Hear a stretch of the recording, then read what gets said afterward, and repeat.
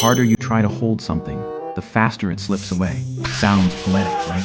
But I'm not here to be poetic. I'm here to show you a real example where trying harder literally created a disaster. Do you believe a government once spent the equivalent of a fortune trying to kill snakes and ended up buying back an entire cobra army? A snake extermination turned into a snake breeding business. 100-year-old dark joke that exposes a mistake we all make every day. This is the Cobra Effect. The story takes place in colonial India, in Delhi.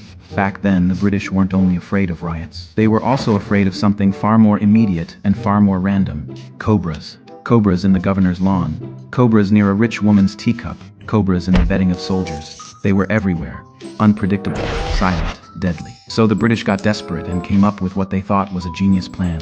Kill one cobra, get £1. Non-snake, £1. Doesn't that sound like a win? Win, the city becomes safer, and poor people earn money. Soon Delhi had a strange new routine. People walked the streets carrying sacks filled with dead snakes. They lined up outside government buildings, waiting for their reward. Officials looked out the window at mountains of dead cobras. In their minds, the math was simple. Money equals safety. And they smiled. But they forgot something that never changes. Money is a double-edged sword. It can make people move mountains, and it can summon the devil itself. At first, wild cobras really did become harder to find. The policy seemed to work. But then something started to feel wrong. More and more people showed up for rewards, even when cobras in the wild were supposedly disappearing. And the snakes people turned in began to look too perfect. Shiny skin, strong bodies, clean and consistent. The British weren't stupid.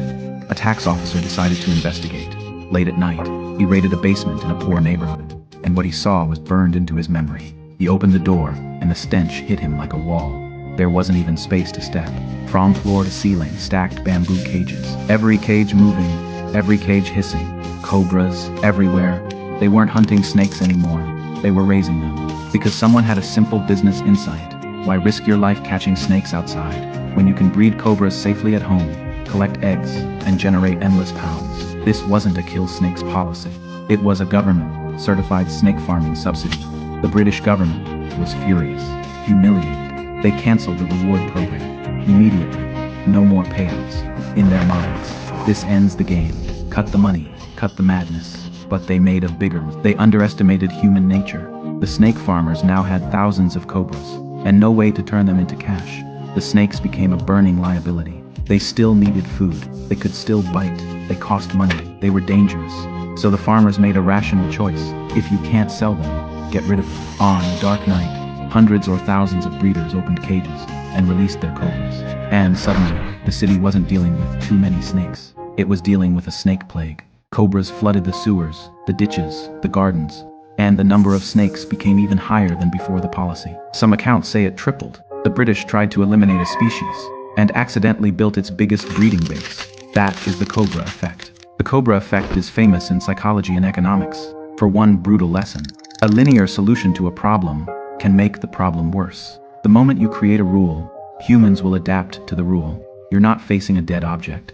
You're facing living, calculating human nature. And when you pay for something, people will produce it, even if it's the very thing you say you want to destroy. And don't treat this like a distant colonial story.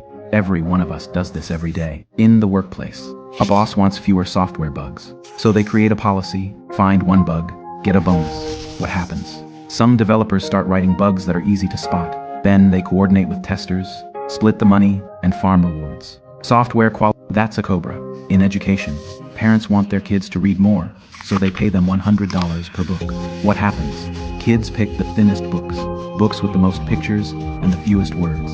Some read the beginning and the end, and make up the middle. The metric looks good, the goal is dead. That's a cobra. In modern office evaluations, a manager uses hours worked as the key metric. What happens? Employees learn performative overtime. They stay late to look loyal, not to create value. They waste time, drag tasks, and turn suffering into a performance. The electricity bill is paid by the company. The cost is paid by your body. Efficiency stays near zero. That's a cobra. And yes, even in love, when you feel insecure, you check. You track, you search. You try to eliminate every threat. You think if you control everything, you can keep someone. But control trains the other person to adapt. They make a second account. They delete messages. They hide better. Sometimes, something that never existed becomes a revenge outlet, because pressure turns into rebellion. You try to hold sand tighter, and it leaks faster. You raise a snake named betrayal with your own hands. Why do we keep falling into this loop?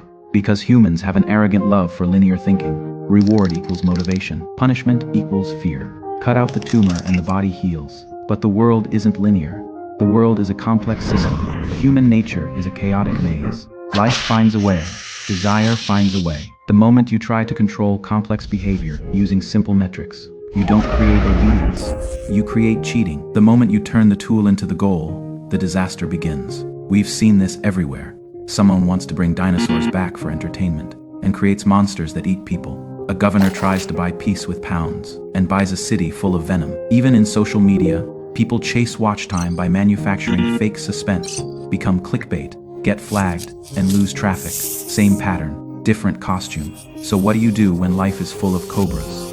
4 words: system thinking. Don't only look at step 1, look at step 2, step 3, step 10. Whenever you make a rule, ask yourself, if I were the greediest, most cunning person, how would I exploit this? If you can predict the loophole that creates snake farming, you can actually block it. The best management isn't rewarding snake killing. It's removing the habitat that breeds snakes. The best education isn't paying for pages.